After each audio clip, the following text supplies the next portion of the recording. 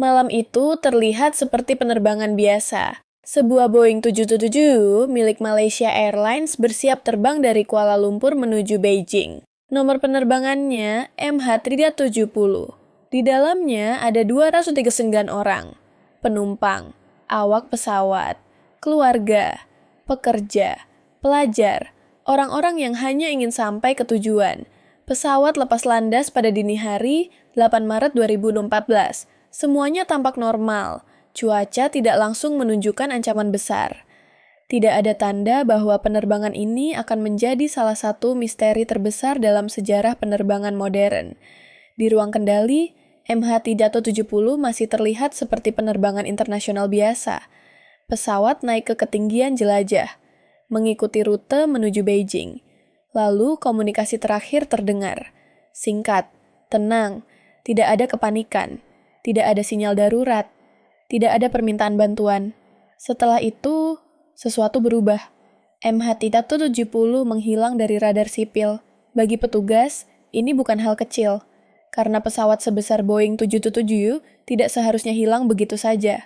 Apalagi dalam era modern, era radar, era satelit, era komunikasi digital. Awalnya, mungkin orang berpikir ini hanya gangguan teknis. Mungkin sinyal hilang sementara. Mungkin ada kesalahan sistem, namun menit demi menit berlalu. Tidak ada kontak baru, tidak ada lokasi pasti, tidak ada penjelasan yang membuatnya semakin membingungkan.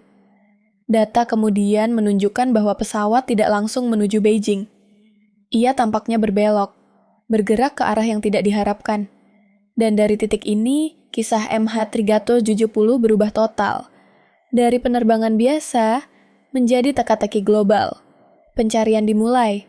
Malaysia, China, Australia, dan banyak pihak internasional ikut terlibat. Keluarga menunggu kabar. Media dunia mengikuti setiap perkembangan. Dan semua orang menanyakan hal yang sama. Bagaimana mungkin sebuah pesawat besar dengan 239 orang di dalamnya bisa hilang dari sistem modern dunia? Namun jawaban yang mereka cari tidak datang cepat. Bahkan setelah bertahun-tahun, pertanyaan itu masih menggantung.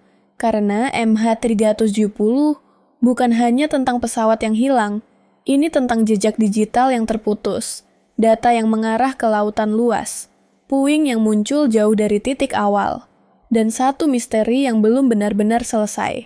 Setelah MH370 hilang dari radar sipil, penyelidikan mulai melihat data lain, dan disinilah cerita menjadi semakin aneh. Radar militer menunjukkan bahwa pesawat kemungkinan masih terbang setelah komunikasi normal terputus, bukan menuju Beijing, melainkan berbelok kembali melintasi semenanjung Malaysia, lalu bergerak ke arah barat laut. Ini membuat penyidik menghadapi pertanyaan besar.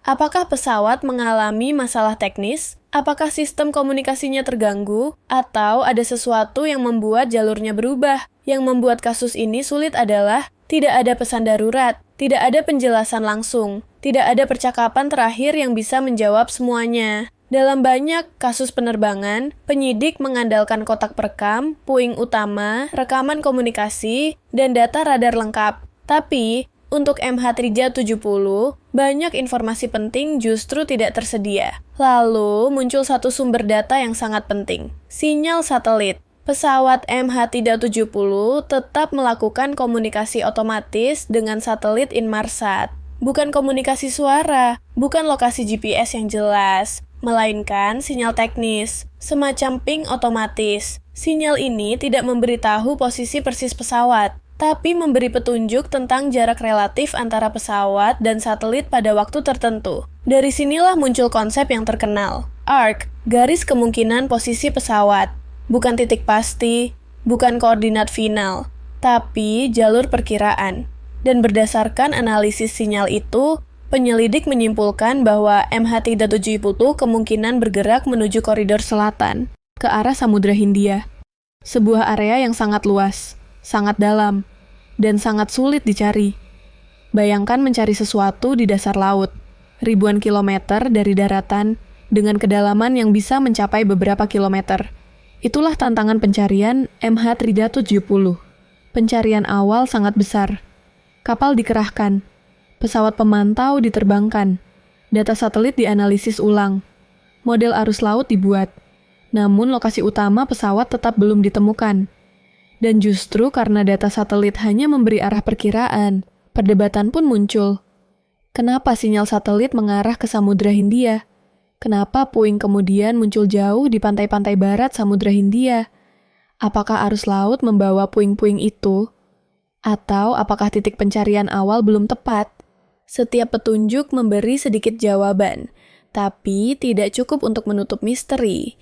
Dan ketika pencarian masuk tahun demi tahun, MH370 berubah menjadi sesuatu yang lebih besar dari investigasi teknis.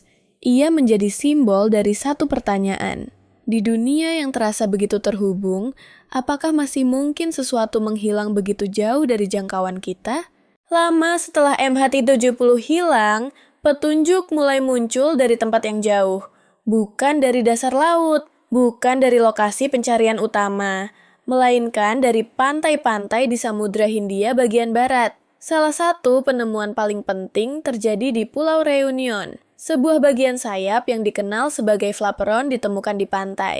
Kemudian, bagian itu dikaitkan dengan MH370. Ini menjadi salah satu bukti fisik paling kuat bahwa pesawat memang berakhir di wilayah Samudra Hindia. Setelah itu, beberapa potongan lain ditemukan di lokasi berbeda, termasuk wilayah sekitar Afrika Timur, Mozambik, Tanzania, Mauritius, dan Madagaskar. Beberapa dinilai sangat mungkin berasal dari MH370.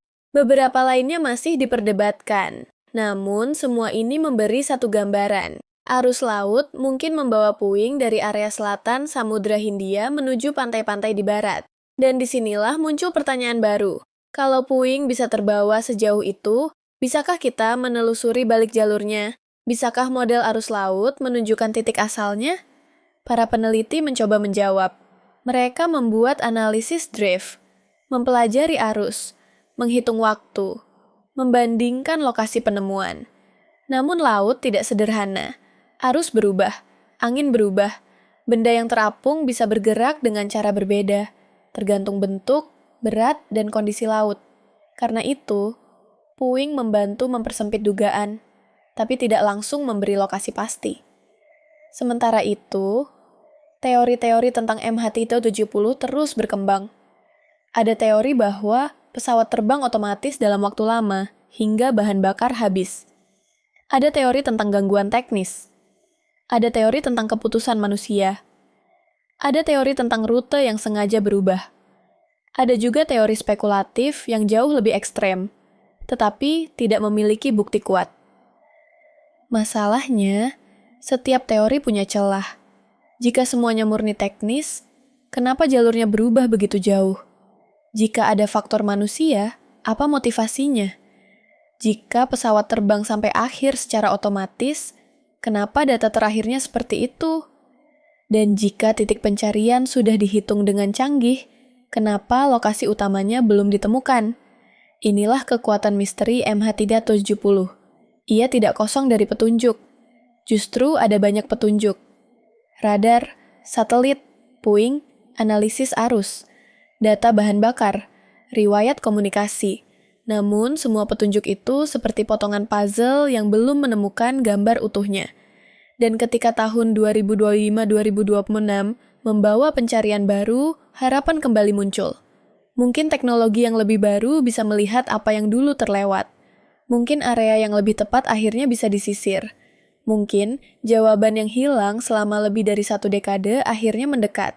Tapi, sampai pencarian terbaru itu selesai, hasilnya masih belum memberi kepastian utama, dan keluarga penumpang masih menunggu jawaban yang selama ini mereka cari.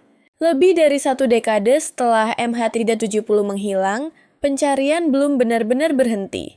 Pada 2025, Malaysia menyepakati pencarian baru dengan Ocean Infinity, perusahaan yang menggunakan teknologi pemetaan dasar laut modern. Skemanya disebut No Find, No Fee. Artinya, pembayaran hanya diberikan jika lokasi utama pesawat berhasil ditemukan. Area pencarian difokuskan pada wilayah Samudra Hindia bagian selatan, berdasarkan analisis data yang terus diperbarui. Harapan kembali naik, karena teknologi sudah berubah, kapal pencari lebih canggih, sistem sonar lebih maju, Data lama bisa dianalisis ulang, dan pengalaman pencarian sebelumnya bisa digunakan untuk memperbaiki strategi. Namun, Samudra Hindia bukan tempat yang mudah.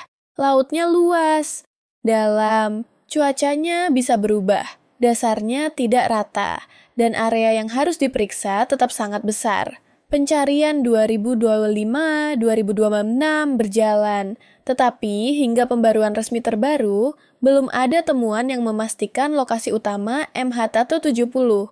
Bagi keluarga, ini tentu berat, karena setiap pencarian baru membawa harapan, dan setiap hasil kosong membawa luka lama kembali terbuka. Namun pencarian tetap penting, bukan hanya untuk menemukan pesawat, tapi untuk memberi jawaban, untuk keselamatan penerbangan masa depan, untuk memahami apa yang sebenarnya terjadi, dan untuk keluarga yang selama bertahun-tahun hidup dengan kalimat belum diketahui. MH370 adalah misteri yang berbeda, bukan karena tidak ada data, tapi karena datanya tidak pernah cukup untuk menutup semua pertanyaan. Radar memberi arah, satelit memberi arc, puing memberi bukti bahwa sesuatu sampai ke laut. Arus laut memberi kemungkinan, namun lokasi utama tetap belum ditemukan. Dan selama itu belum ditemukan, cerita MH370 belum benar-benar selesai. Mungkin suatu hari, sebuah kapal pencari akan menemukan bentuk di dasar laut. Mungkin sebuah sonar akan menangkap garis yang selama ini dicari. Mungkin kotak perekam masih bisa memberi jawaban. Atau mungkin sebagian jawaban sudah hilang bersama waktu. Tapi satu hal jelas, di balik angka 279, ada manusia, ada keluarga, ada nama, ada cerita hidup. Dan itulah alasan mengapa dunia belum berhenti peduli. Karena MH370 bukan hanya misteri penerbangan. Ia adalah pengingat bahwa teknologi manusia sangat maju, tapi alam masih bisa sangat luas.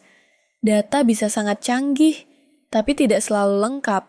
Dan kadang, pertanyaan paling besar bukan muncul dari apa yang kita temukan, melainkan dari apa yang masih belum bisa kita jelaskan. Menurut kamu, teori mana yang paling masuk akal?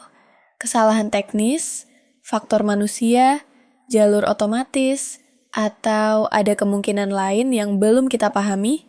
Tulis pendapatmu di komentar.